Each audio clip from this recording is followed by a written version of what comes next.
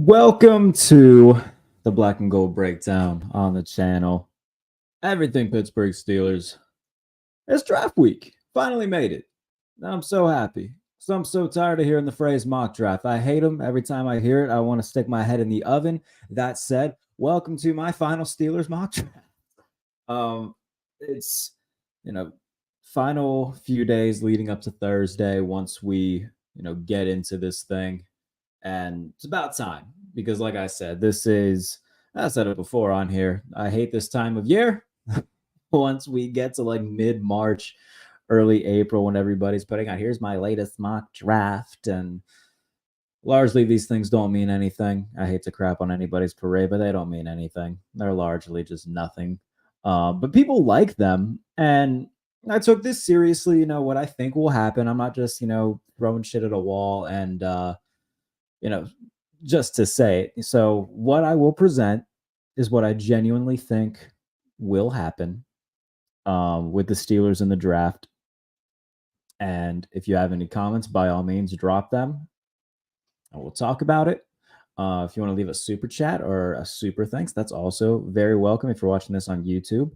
So I'll start with the big thing that I think will happen, and that is a trade with the Buffalo Bills. I think I've said this for the last few months. I think the best thing that the Steelers can do is trade down. You're sitting at 20. You still got needs at center, receiver, tackle, cornerback a little bit. Try to get as many top 100 picks as you can to try to address these needs at least a little bit. Obviously, there's going to be holes. There's holes on every roster. Doesn't matter how good the team is. There's going to be at least one part of the team that's like, okay, they could be better there. Steelers aren't going to be any different. But try your hardest to get as much capital as you can to at least address all those needs. And when you look at what the Bills need, they need a receiver. Sitting at 28, it looks like a guy like a Brian Thomas won't get there. And of course, things can change. And, there's always going to be guys that go a little bit later than we expect, go a little sooner than we expect. So it all depends on how the board falls. We see all these consensus mocks and everything like that. Doesn't necessarily mean that that's how things are going to go. But regardless, if you're the Bills and you're sitting at 28 and you see the Steelers sitting at 20, they're on the clock. Brian Thomas is available. We know that Brandon Beane doesn't mind being aggressive. And if he doesn't make the call to San Francisco about Brandon Ayuk, if they're not able to pull off a trade for a DK Metcalf, something of that nature, then I think the next best thing that they can do, if they don't make a giant leap up to like 8 with Atlanta to try to get a Roma Dunes, you trade up to 20 with the Steelers. And if you're the Steelers, this is great because, okay, in this hypothetical trade, the Steelers send pick number 20, third round pick number 98, which they got from the Eagles in the Kenny Pickett trade, and then send pick number 195, which is a 6th round pick. And then in return, the Steelers get pick number 28, pick number 60 in the 2nd round, and then pick number 133 in the 4th round. So in the situation, Pittsburgh trades back to number 28. The Bills trade up and get Brian Thomas at 20. Steelers trade back to 28, and they take wide receiver A.D. Mitchell out of Texas. Now I'll explain why they don't go center or offensive tackle here coming soon. But you look at the tackles that are going to be available at this spot. They didn't meet with the kid from Yale, I don't believe. They didn't, they haven't had, they haven't been connected to the guys that are going to go late first, early second. It's been, Amarius Mims, Graham Barton, who they would take to be their center. Zach Frazier. But, if you listen to guys like Mel Kiper, he and his mock drafts and everything like that, he doesn't have a center going until the middle of the 2nd round. And again, mock drafts are mock drafts and everything, but I'm going to listen to Mel Kiper, who, has people inside the NFL who he talks to for these things over, Joe Schmo in Newcastle, who just puts together a mock draft. If Mel Kiper's saying what he's hearing, that I'm going to listen to that and take it for what it's worth. And if there's going to be a center available in the 2nd round for the Steelers, well, then have your cake and eat it too a little bit and take a guy like A.D. Mitchell if he's sitting there, who, by the way, they have done a lot of pre-draft work on. Zach Asani, the new receivers coach, took him out to dinner ahead of his pro day when they went down to Texas for their pro day. So there's been a lot of homework done on him. And, he checks all the boxes in terms of what the Steelers are looking for, how they've evaluated him, all the meetings that they've had with him and whatnot. So if A.D. Mitchell is there at 28 after a projected trade done with the Bills, I think that he's going to be a Steeler. And then right there's your top two receivers, and A.D. Mitchell, who's going to be your predominant X receiver, and then George Pickens, who's going to be the opposite outside guy, who's going to do what George Pickens does. He's going to win those deep balls. That's what you want him there for. They can move him inside the slot to, catch a slant and get you some good yak yardage. But Adonai Mitchell is going to be your predominant number one, the guy who can win off the line of scrimmage, good route runner, things of that nature. The Steelers take him at 28 after trading down with the Buffalo Bills. Second round, Zach Frazier, the center out of West Virginia. Again, a lot of people expecting the centers to go later than expected. Now, Jackson Powers-Johnson and Zach Frazier are the consensus 1-2 at the position in this draft. I think Kuiper has Jackson Powers-Johnson going like 47, 48. I can't remember at the top of my head. But if JPJ is not going until mid-second, then Zach Frazier should be there at 51. And if he is there and you're the Steelers, you take him. Right there's your starting center. That plugs the biggest hole that you have on your offensive line. That's big. So if you're able to get a Zach Frazier at 51, that's a huge win. If you get A.D. Mitchell and Zach Frazier with your first two picks, I think that Steelers fans, most of them at least, will be very happy with that. To get a legitimate starting receiver, to get a starting center who, could be your starting center for the next 10 years, that's great. Hopefully he can be your next Marquise Pouncey. That would be tremendous. So A.D. Mitchell, Zach Frazier going at pick 51 after A.D. Mitchell goes at pick 28. Now remember, the Steelers have an additional second-round pick after the trade with the Bills. So at pick number 60, they then take Blake Fisher, the offensive tackle out of Notre Dame. Blake Fisher's a right tackle. And if you listen to Omar Khan and Mike Tomlin, they've been very adamant that their plan is to have Broderick Jones be a left tackle. And if that's the case, then draft a right tackle to replace him when you do decide to move him to the left side. Now, I don't know what that's going to look like in camp in terms of what happens to Dan Moore, but Broderick Jones, you traded up for him last year to have him be a left tackle. Now, he played right tackle last year. After there was some internal stuff with Chuks Okorafor, they benched him. They put in Broderick Jones. He played well on the right side. Don't get me wrong. And I'm totally okay if they decide to draft a left tackle and just keep Broderick Jones on the right side because he did well. That's rare where guys can just make a transition like that because it's much harder than it's not Madden where you can just plug and play guys all over the offensive line. It's not how that works. But he did well. And, we saw the Lions do that with Penny Sewell. And Tristan Wirfs did it with Tampa Bay. So, I mean, if you've got these elite athletes who can make that transition, which Broderick Jones is and did, and they want to keep him over there, okay. But in this situation, if you take Blake Fisher, you take him to be your right tackle. You move Broderick Jones back over to left tackle, and that's how you roll with your offensive line. And now all of a sudden, you got an offensive line of Broderick Jones, Isaac Seumalo, Zach Frazier, James Daniels, and Blake Fisher. That is so much better than what we've been accustomed to over the past few years, where there's a lot of Kendrick Greens and Mason Coles and Dan Moore. Like this would be a really good move for Pittsburgh to really replenish and fix their offensive line with these two moves right here. Blake Fisher, by the way, I mean, not a perfect prospect by any means, but one that can be a starting caliber right tackle in the NFL. All right. Pick number 84 in the third round, cornerback Kalen Carson out of Wake Forest. This is a guy that you can put on the outside, but you can also put in the slot. The Steelers don't really have a guy to play at nickel right now. Kalen Carson could be in the mix to be that nickel guy should they take him at 84. Played well at the nickel while at Wake Forest last year. So multiple ways that you could utilize him. If he plays well on the outside and you think that he should be your number two outside guy, then cool. I think that Dante Jackson's going to be that guy going into week one because we even saw last year. They took Joey Porter Jr. in the first round. And we didn't see Joey Porter Jr. start until was the Baltimore game. I think it was his first start because Levi Wallace was hurt.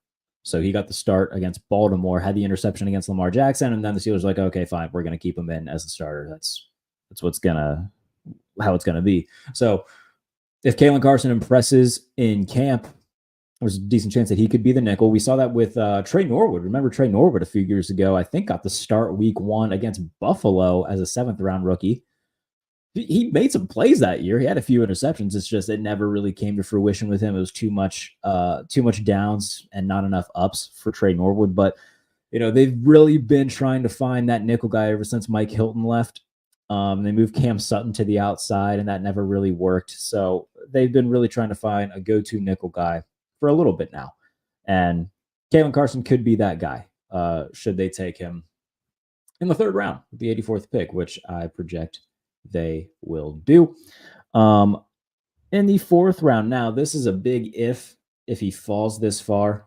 But in this mock draft that I did, he ended up falling. So if he is there, T'Vondre Sweat, the defensive tackle out of Texas. Now, he went into this process, a projected like late 2nd, early 3rd, depending on where, just how the board falls and everything like that. But had a DWI recently that could see him drop down draft boards. But if he's there at 119, you sprint to the podium, man. This is a guy who is as athletic for a guy his size as we've maybe ever seen. And you talk about a 2-down run-stopping defensive tackle out of Texas. I mean, the Steelers know all about that because they had Casey Hampton there for a long time. This is basically just more athletic Casey Hampton. And so if you can get T'Vondre Sweat, if he's sitting there at 119 and he just falls into your lap, you take him.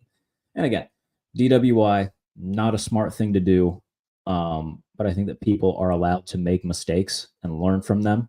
And hopefully he has learned from it. And if anybody, Mike Tomlin preaches not running from coaching, I don't think he just means coaching on the football field. I think he means coaching at life.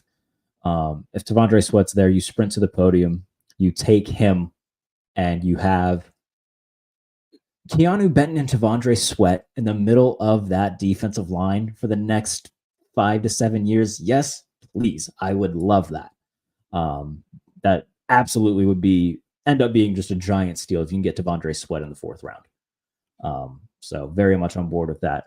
Another pick that they get from the Bills in the trade back, they take linebacker Maris Liufu from Notre Dame.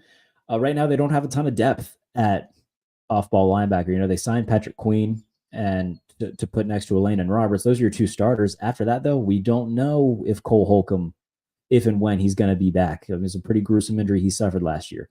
Quan Alexander's a free agent. Miles Jack's a free agent. None of those guys have been brought back into the fray. It's very possible that we can see a Quan Alexander and or a Miles Jack brought back, but they need to bring somebody in the meantime who can be that coverage linebacker. Liufu, that is kind of what he was known for, was his ability in coverage. So bringing him into the 4th round, that would be a good value pick for the Steelers just to add to their linebacking unit at that spot. And then the final pick for Pittsburgh, running back Kamani Vidal out of Troy. Productive guy, productive season. Last year at Troy, I think over 1,600 yards on the ground. I mean, just incredibly productive. And, in the next 1 to 2 years, they could lose Najee Harris and or Jaylen Warren. So you got to have somebody at least waiting in the wings who could take over at that spot should he need to. I think that they'll end up picking up Najee Harris's 5th-year option, and then it just comes down to, okay, what do they have to pay to keep Jaylen Warren around? That's going to be the question going forward in Pittsburgh. But obviously they would love to keep both of them. There's nothing wrong with having, a 6th-round pick at running back, have him as your 3rd running back. If one of them gets hurt, you can plug him in. It's good to have depth at that spot, especially in now an Arthur Smith offense that's going to really predicate running the football. Having a 3rd guy there makes all the sense in the world. You bring in a Kamani Vidal from Troy to do that. That's tremendous. So just to recap everything, Steelers kick off the draft. Start off at number 20. They trade with the Buffalo Bills, who trade up to get Brian Thomas. They receive in return the 28th pick, the 60th pick, and the 133rd pick. They send Buffalo the 20th pick, the 98th pick, and pick number 195 in the 6th round. So pretty even swap between Pittsburgh and Buffalo. And then in the 1st round, the Steelers take wide receiver A.D. Mitchell out of Texas.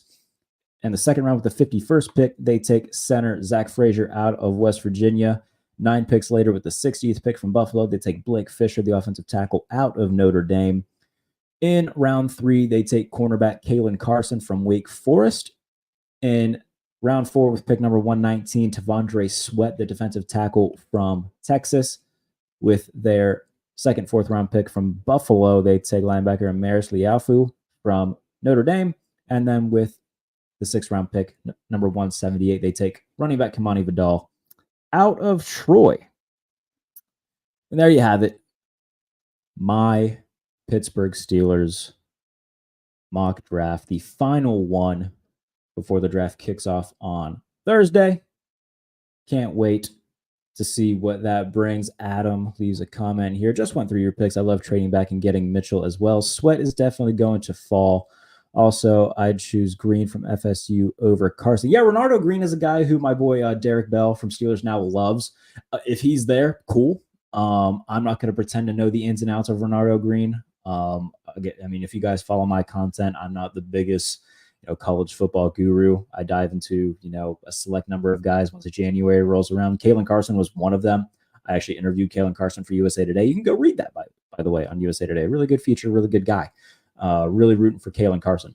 So, I mean, if they wanted to go with Renardo Green over Kalen Carson, so be it. But I think that, yeah, the 3rd and 4th round is where we're going to see them take a corner. One of those two, they're going to add depth to that room because it's a young room right now. Because you have Joey Porter Jr., obviously he's fantastic. You bring in Dante Jackson to be that veteran presence. But outside of that, man, it's Darius Rush, Corey Trice. Like those are all both of those guys were rookies last year. Corey Trice missed last season, all of last season with a torn ACL as well. So really, he's still kind of a rookie himself. So they got 3 second-year guys, one who's basically still a rookie on the roster right now. It's a very young defensive backfield.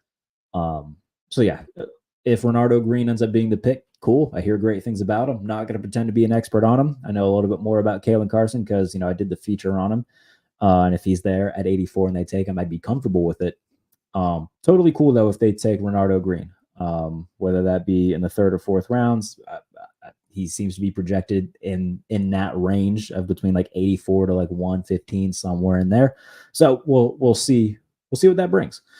And if you have any more comments, you can drop them down whether you're watching on Twitter, YouTube. If you have a super chat, that would be even lovely. It really helps me out, helps the channel out. Not gonna require it though. Obviously, it's just it would be very nice. As we try to get to 1,000 subscribers before the season starts. But yeah, ready to get to Thursday, man. That is, again, you guys know me. If you follow me for a little bit, whether it be on Twitter or just on here, it's once we get to like March, I'm just already over the mock draft stuff. Again, I do this, and this is what I legitimately see happening. I take it seriously, but man, it's just every day on Twitter. Oh, here's my mock draft this. Here's my mock draft that. It's like, all right, man, just chill. It's just a lot to see constantly, and I get mock draft fatigue very quickly. So I can stick around for a couple more minutes if there is any more comments. If not, that's totally fine. A good 20-minute video to wrap up draft season. That's tremendous for me. And then a few plugs. Like I said, you can go read my feature on Kalen Carson over on USA Today. You can read my feature on Louisville wide receiver Jamari Thrash over on USA Today. Steelers content-wise, going to be a busy week at Behind the Steel Curtain for SB Nation. So be sure to keep up with all of our content over there.